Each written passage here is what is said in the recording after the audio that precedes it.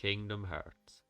Probably one of the biggest, most well-known and successful crossover franchises of all time.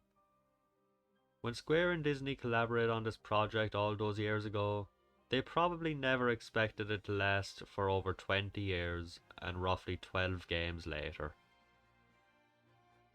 I first heard of Kingdom Hearts at my cousin's house when I saw him playing it, but back then it barely registered with me at all. Years later, I remember my friend telling me about this game with all these Final Fantasy characters and all these Disney characters, and that definitely had me curious. A few weeks later, on a lucky trip out of town, I just happened to come across Kingdom Hearts 2 very, very cheap. And ever since the first time I booted it up and saw that opening cutscene, I knew I'd found something special to me. It's probably the fastest a franchise has ever latched on to me. And since then, I have played through all of the games, and I've played through most of them many, many times over the years. Now I'm going to go through the difficult task of ranking every one of the games in the franchise from worst to best. And if I'm lucky enough to finish this in time for its 20th anniversary, on the 28th of March, then happy birthday to one of my favourite franchises in gaming history. Fair warning, I only played the movie versions of 358 Days and Coded, so my ranking of those will only be based on that. And since I will be talking about the entire series, expect spoilers for any game at any point.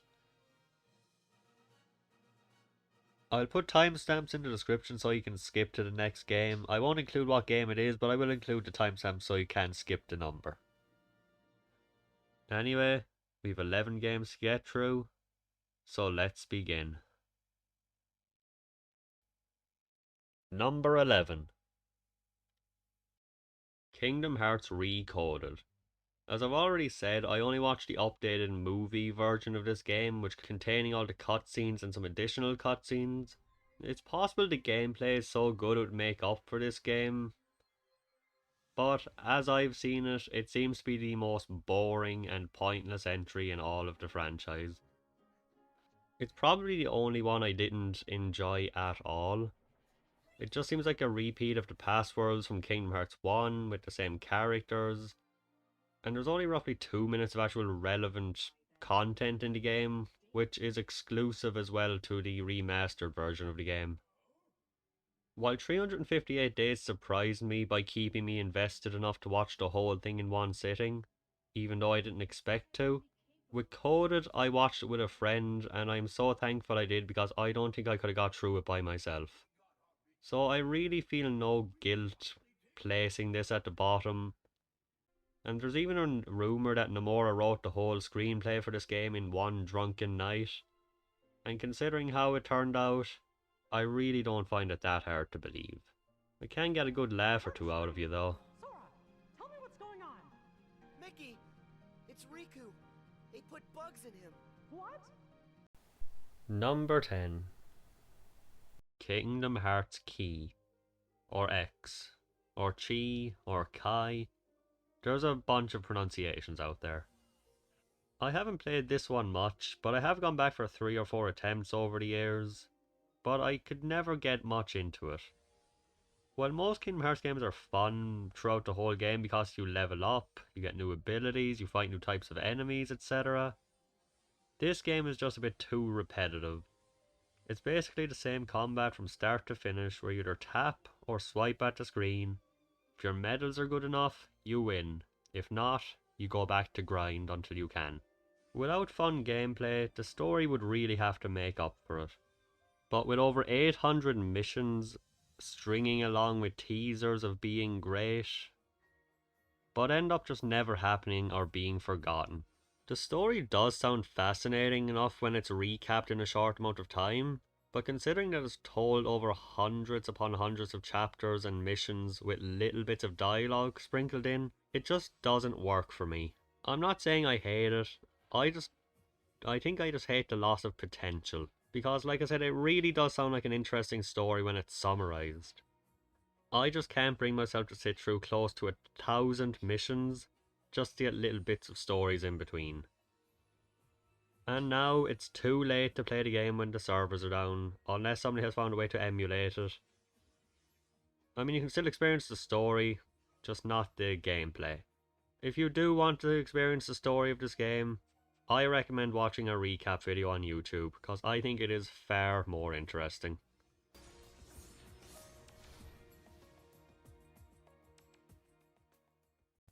Number 9. Dream Drop Distance. Yeah, I'm afraid I'm part of the large group of people that dislike this game. It's not horrible or anything, it's playable, the story and the mystery can be mildly interesting, some of the Dream Eaters can be fun to use, but most of the story, worlds and game is just very forgettable. Even before this, Kingdom Hearts was well known for being considered confusing or convoluted, but this game was made to be as confusing as possible. Things like time travel, plot twists, and even endgame surprises that were unnecessary and kind of pointless. Examples? Well, the ex-Sigil telling the organization where Sora was at all time, despite them never having any issues finding people before. I mean, did anyone really question how the bad guys could find us? I think most people just kind of accepted it. Then there's Zigbar being half Xehanort, whatever that means. Then Organization 13 growing hearts inside them. That has some weird implications that I assume will never be brought up again. I would call these spoilers, but I don't think they have any impact on anything. Ever. And I doubt they ever will at this point. The game overall though, it's fine. Flow motion can be broken, but it's fun. And it's fine. Even if balloon spells can kind of break the game in a lot of ways. I think it's also the beginning of Sora's changing of character for the worse. With things like trusting Neku despite his only interaction being betrayed by him. Sora was never a genius or anything, but I think this really pushed him in a bad direction. Like if Sora's just this perfect, trusting main character who will never trust a bad guy, he'll always just know if somebody's evil. It just feels like his character changed in a really bad way. Well, that's enough of Dream Drop Distance, I should probably move on. Overall, not an awful game, just the last one I would ever want to play again. Number 8. Kingdom Hearts Birth by Sleep 0.2 A Fragmentary Passage. I'll keep this one short, fitting for a shorter entry in the series. This is basically the Metal Gear Solid Ground Zeroes of Kingdom Hearts. You basically play through what is the length of one world from Kingdom Hearts 3, and the gameplay is similar but not quite as flashy or fleshed out, so it's basically just a teaser game. You do missions, you can do dress up stuff, but there's really not much to say. You play as Aqua in the Realm of Darkness, fighting some Heartless until the end. Along the way you'll see visions or apparitions of some of her friends, who will show up in the new fancy graphics to show off the new engine, and shows off some of the new features that would go on to exist in Kingdom Hearts 3, like the Demon Tower or spells leveling up to do one flashy finishing spell of the same element. Like I said, really not much to say, it's just a teaser game to give you a little taste before Kingdom Hearts 3 finally released.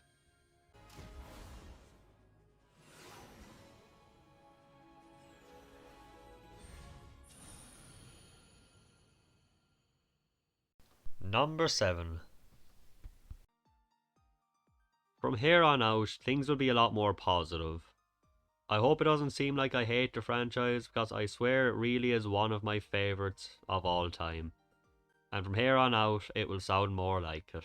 Melody of Memory. This was probably the hardest one to place. On one hand, it is a fun game, but on the other hand, it's mostly the same thing from start to finish, with a little bit of story in between. But it is a Kingdom Hearts game, so of course there is a little bits of essential story sprinkled in. But you could probably get everything relevant from this game in a 2-minute YouTube video. The main character for this game is Kairi, recapping the series up to this point. The main gameplay of this is a rhythm game where you play through a bunch of the old levels from previous games that serve as the recap. And there's moments of Kyrie in between trying to figure things out, leading to the end where she fights a memory of Xehanort, and then the fairy godmother takes them to the final world from Kingdom Hearts 3. Most likely set up for Kingdom Hearts 4, or whichever one comes next. Of course, Riku is the one that goes because Kyrie needs to stay behind and do training, which is kind of a shame. But it is a fun rhythm game from start to finish. But in terms of Kingdom Hearts, it's really nothing that you need.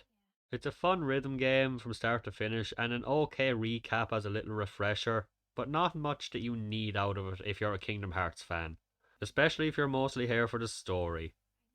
Not a must buy, but I really have no big issues with it, which is why a middle point for the list seemed perfect for it. So it's a good game, but nothing great or important for the franchise overall.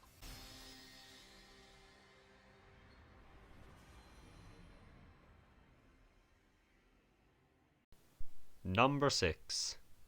358 Days Over 2. Probably the title that looks the weirdest to anyone outside of the franchise, and I'm still not 100% sure if I'm pronouncing it right, even though I've heard it many, many times. I feel like I should make it clear once again, I only saw the movie version of this on the PS3 remaster, so it's similar but opposite to Coded, where the gameplay could change my feelings if it turns out to be absolutely horrible. I mean, I doubt it'd be too bad, but who knows. When I first sat down to watch this, it was a pretty daunting thought. 3 hours can be a lot at the best of times, and I fully intended to watch this in 3 or 4 shorter sessions. However, I got so into this game and the story and the characters that I ended up watching it all in one sitting. Unlike Coded, where I watched it in one sitting with a friend and regretted it ever since. 358 Days tells the story of Roxas and Axel from Roxas's birth until the beginning of Kingdom Hearts 2, basically. A lot of the game is Axel and Roxas chilling between missions and building a bond between them and their other friend, Shion, as well as interacting with friends and enemies of the rest of Organization 13. There's also the events of a chain of memories going on the side, showing the effects and the reactions from the side of Organization 13. The big mystery of this game is learning more about Shion and how that can lead to rifts between Axel and Roxas. I don't really want to spoil too much, especially in games I like, and considering that a lot of people watch this as a movie. I definitely plan to play the game at some point, I have it around somewhere, but as of right now, the movie version alone is placed here. Considering your track record, I just can't count on you guys. Hey! Number 5. Kingdom Hearts 3. The most recent proper entry in the Kingdom Hearts franchise. Over 10 years of people waiting and being hyped, and it had finally arrived. Since this is the most recent entry of the mainline Kingdom Hearts games, one last warning for major spoilers, because it's hard to talk about my feelings here without talking endgame. This was the only Kingdom Hearts game I was ever excited for, excluding remasters or collections, and it could be the most controversial to place on any list. But for me, after one playthrough, 5 seems like a good spot. It's higher than most of the spin-off side games, or whatever you like to call them. It's possible that a lot of it is nostalgia based, or that certain things just take longer to have an effect, but right now this seems like a good spot. Kingdom Hearts 3 had so much to live up to. Over 10 years of hype and expectations, many games between Kingdom Hearts 2 and 3, and many people thinking it would never happen. When the first trailer showed up at E3 of 2013, the fans went wild. I still remember it very well, I watched it so many times, and I still feel chills thinking about how exciting and amazing that reveal was. And then in January of 2019, after a short delay, it had finally arrived. Unfortunately, the trailers revealed almost everything that had happened before it came out. Every world, every character, all the reveals. Even the very last hours of the game are shown off in trailers. But it was still a really good experience. First off, this game is beautiful.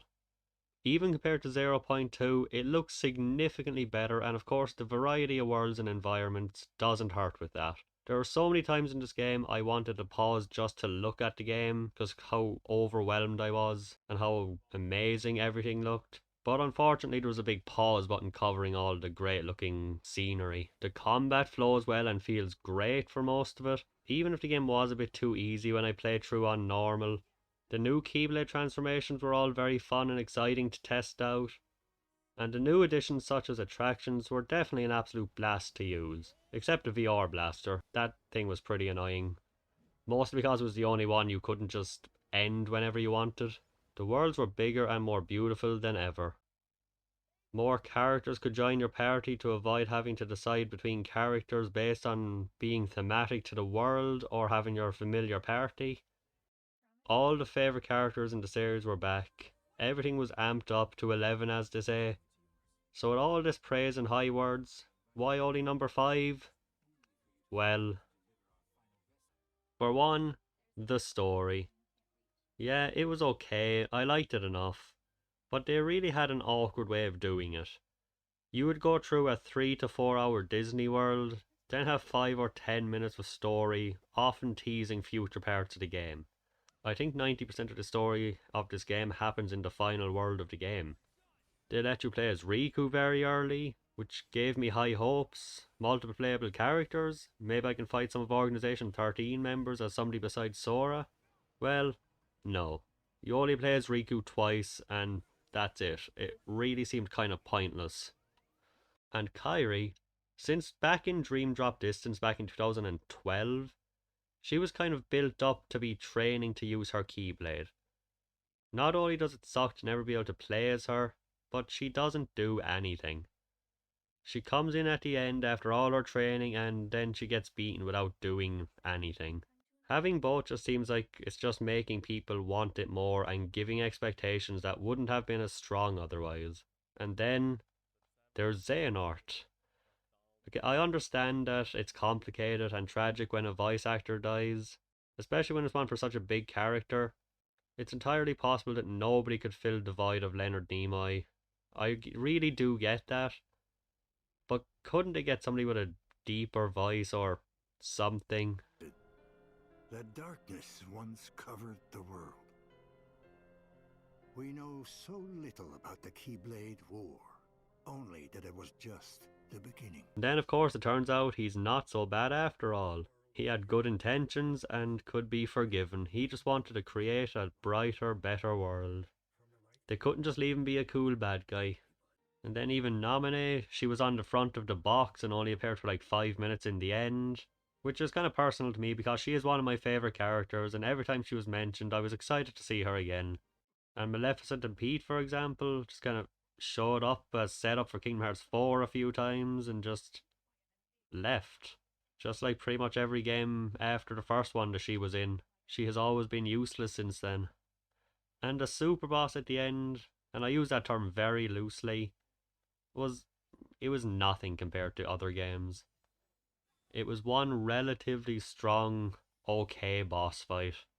I could probably go on and on, but I did like it enough for a single playthrough.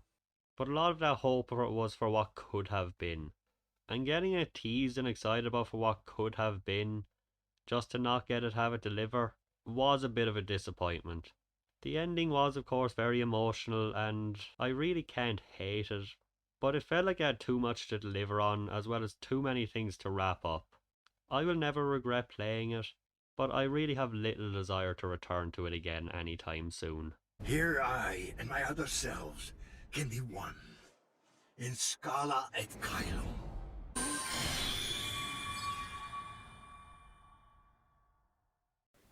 Number 4. Chain of Memories. This is one that changed placement for me very recently. It used to be a bit higher on the list, but with not much left it's probably easy to figure out what kind of games changed on that. This is the first in the franchise to kind of get weird, I think. I first played this on the Game Boy Advance around the same time as the original 2. I got very close to the end, but one thing very similar to the PS2 version of this game is the difficulty. This game can get really tough. Years later when it was on the PS3, it was still very hard to get into, mainly because I would take some breaks in between and kind of forget how to play with the new card battle system. But eventually I finally got through. This game takes place right after the original, with Sora, Donald and Goofy looking for Riku and King Mickey. They end up in Castle Oblivion and they begin losing their memories, and that gives them an excuse to revisit the worlds from Kingdom Hearts 1. It sounds very cynical when I say it like that, especially for my 4th favourite entry in the franchise, but it's everything in between that I truly love about this game. Because between worlds, you first meet some members of Organization 13, who are using Naminé to replace and mess with Sora's memories. The battle system can be hard to get a hold of. Every attack, healing, and special moves are all done by cards that you have to collect throughout the game. I think collecting and getting better decks makes the battle system surprisingly fun. The bosses can be repetitive, but they really are extremely satisfying to beat. And the final boss of Sora against Marluxia is one of the most amazing and memorable boss battles I've ever experienced. Possibly one of my top 5 in all my years of gaming. And after Sora's story, you get an additional story playing as Riku too, giving a little insight to his journey between the first and the second one. In a lot of ways it really is a smaller entry, and it's hard to say too much about it because it really is just the same system from start to finish. You find a new world, you go through it, then you have story in between about the castle. But I really do think this is one of the best. And out of the quote-unquote side games, it's definitely one of the best for me. Till then, I'll be in your heart. Right. Forgotten, but not lost. Number 3. Kingdom Hearts Birth by Sleep. This is where Chain of Memories used to be, but after playing through this whole game on Critical roughly a year ago, it just shot up the list a little bit for me. This game takes place 10 years before the events of Kingdom Hearts 1, starring 3 brand new characters, Terra, Aqua and Ventus, who looks exactly like Roxas. It was teased in a secret ending to Kingdom Hearts 2 years before, and people's imaginations and questions went wild. People couldn't wait for what some thought was going to be Kingdom Hearts 3. Instead it was a prequel, released on the PSP. A lot of people have this one on the top of their list for Kingdom Hearts games. It was a dearly beloved game, and in a lot of ways I see why. Even when I'm playing other Kingdom Hearts games, part of me wants to get into this one instead. The gameplay is solid with tons of abilities to use, upgrades and fuse together. The story and characters are very interesting, the worlds you visit are mostly great. Xehanort is a very intimidating villain, voiced fantastically by Leonard Nimoy, as most people know. Ah, yes. So you're starting to realize what you lost. Oh, but not for good. You had to lose in order to find. And even if I feel alone in this, I think the board game or the command board is one of the most addicting mini games ever put into a video game. I spent hours using it, and I thought it was just really addicting. And the ending part of this game that plays at the end of every character's story, where they all fight Xehanort, still holds up every time I see it, and the music for it is just perfect.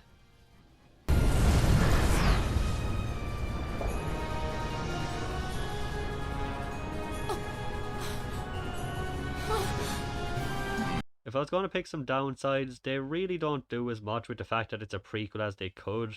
Some character motivations seem to be unsure or confused or make no sense. The gameplay can feel cheap at times, and the character relationships can be a bit rushed. And it was also the beginning of Final Fantasy characters being removed from the series, except for Zack in one world. And I think the secret optional bosses in this can be some of the best in any game ever. It can really depend on who the character you're using because they have different styles of dodging, but I definitely think some of these secret fights were enough to push the game up a spot on the list for me. And playing through this game on Critical and doing everything in this game on Critical, I think that's what really made me appreciate a lot more of it more than ever. Overall, this is a really great game, and there's a reason I consider it the 3rd best. I've played through it all the way twice now, and I know I'll do it again more times in the future, and I can't wait to go through it on Critical the whole way through again. because even if there are optimal ways to meld your abilities and which ones you can use, I never look into that. I just go with it and let it go where it goes, and that's how I love it. Aqua. Then, one day, I will set this right. Number 2. Number 2 is Kingdom Hearts 1. I'm going to be honest, the last 3 entries on this list are very interchangeable. It really depends on my mood, and I feel like Birth by Sleep has been moving up the list more and more as time goes on, so who knows how this will go. In fact, if I made this list a year ago, Kingdom Hearts 1 would have been at the top. But this is the one that started it all. The main reason I consider the first one to be one of the best is for one simple reason, is I appreciate it more and more every time I play through it. And I have played through it a lot. I really don't know how many times I beat this game, at least a few times on every version so far between PS2, 3 and 4. So where do I even begin with this? It was the first game in the franchise of what back then was an unexpected crossover. It starts off after a brief tutorial on Destiny Islands. Not as long of a prologue as Kingdom Hearts 2, but it's still a pretty chill and peaceful little start. Sora, Riku and Kairi plan to leave to see new worlds on a raft, but the island is swallowed by darkness. Riku gets corrupted, Kairi is missing, and it's up to Sora to bring his friends, his island and the world back to normal. Then he meets up with Donald and Goofy, and together they set off so they can find King Mickey and Sora's friends. Bumping heads with some Disney villains and the new antagonistic Riku, they eventually bring some peace back, defeat the bad guy and save Kairi in one of the most beautiful, tragic and bittersweet endings I have ever seen. I'm not one to get too emotional over video games, but this ending makes me tear up every time. The music, along with everything else, never fails to pull on my heartstrings. The battle system, while pretty much undeniably more clunky than most entries, is still solid enough to be a lot of fun. Its slower nature makes a lot of the bosses feel like duels, especially when fighting opponents closer to your own size. Yes, it can be frustrating to fall off a cliff while fighting and have to climb all the way back up, especially in areas like Hollow Bastion, but I still feel like its slower combat can make things feel much tighter and more satisfying. The worlds can be a mixed bag, many of them can be amazing, but a nightmare to explore, backtracking can be tedious, and Deep Jungle might be the worst offender of this. I still prefer this to the flatter worlds of Kingdom Hearts 2, and the original stories that incorporate the player are definitely more appreciated too. The villains of this game are fantastic too. Lots of menacing Disney villains with Maleficent at the head, the only game where she actually feels like an effective antagonist. Of course, after defeating her, Ansem comes out, voiced brilliantly by Billy Zane. And while a new villain showing up can be an awkward or less effective way of doing things sometimes, Ansem is a show stealer, and one of the best, most memorable villains ever, despite probably only being on the screen for about 2 or 3 minutes outside of battle. I'm probably not the only one who can recite some of his speeches from the end of the game practically word for word after hearing it this many times. In the end, every heart returns to the darkness whence it came. You see, this game really is simple in many ways compared to future entries, but in that simplicity I think there is a lot of beauty. Before nobodies or time travel, back when you would defeat titans without summoning roller coasters out of your ass, you had bad guys, you beat them, you saved the world, and you had closure with rooms for a sequel. It really is a wonderful game, and one of my favourites of all time. I've probably played through over 10 times, and I'll probably through it 10 or more times soon. Even in a world with a rapidly growing number of games that can be a bit overwhelming, this is one that I can get many hours of enjoyment out of at any time. Every time I go back to visit a game that started a phenomenon. supreme darkness. You're wrong. I know now, without a doubt. Kingdom Hearts is light. Number 1. And of course, number 1 is probably the one most people expect and most people agree with, Kingdom Hearts 2. Probably the biggest, most popular known one in the franchise.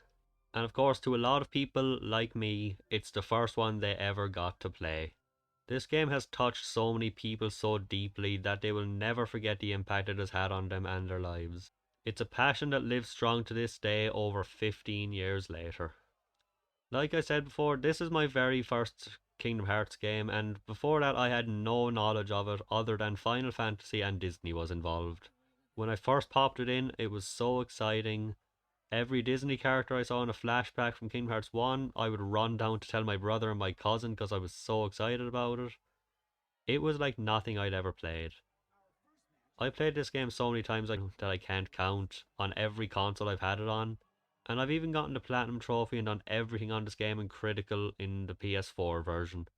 Which definitely helped me appreciate this game so much more than ever before. And that is the main reason it's number 1 now instead of number 2. So taking place right after Kingdom Hearts 1 and Chain of Memories, you start this game in a 3 to 5 hour prologue playing as Roxas instead of Sora, a sequence that a lot of people really hate and a lot of people really love. I'm definitely on the loving side.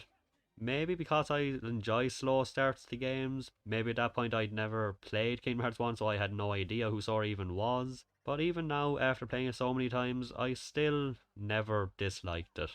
The worlds, while unfortunate in how they flow with shortened, direct tellings of the movie that they have of the Disney World, I still do enjoy them. The Pride Lands is still epic and adorable, Timeless River is still just a wonderful, fun place, and honestly, I even enjoy Atlantica a lot. I know it's stupid, it's awkward, but I just can't hate it like others can. There's just something about it that I love, ever since the first time I played it. Except the goodbye song. That's genuinely one of the most painful moments in gaming history for me. It's hard to watch. Even though we're hitting the road, our worlds are all connected. Which means we are free to come and go. So don't be sad and always know we'll come back soon to say hello. The battle system is so much more fluid compared to previous entries, more combos, more attacks in one go, more abilities, drive forms and reaction commands, and more enemies to fight. Makes it much less frustrating and a lot more fun than a lot of Kingdom Hearts 1. This game also has some of the best secret bosses as far as I'm concerned, especially the final mix version. Sephiroth, Lingering Will, and the tough as nails Data battles against the rest of Organization 13. Some of them took me a while, some made me suffer, and I didn't think I would ever do it, but every time I beat one, it was such an amazing and satisfying feeling, especially doing it all on Critical for the first time. Because after playing through the game so many times before, I wanted to take the challenge, and I'm glad I took the risk. It wouldn't have had nearly the same impact or been as memorable to me if I took the easy way out and just replayed on easy to get the Platinum Trophy. Especially because I tried doing it on Proud on PS3 and didn't even get close. And I really thought it was beyond my reach. But I love this game so much, and while I used to like 1 more, Kingdom Hearts 2 will always hold a special place in my heart. It was my beginning, I still love it, and after so many years, and after playing it so many times, and even watching multiple Let's Plays of it, I still want to go back again even now. So it's safe to say I'm not getting bored of this game anytime soon. So unlike Roxas' summer vacation, my love for this game will never end.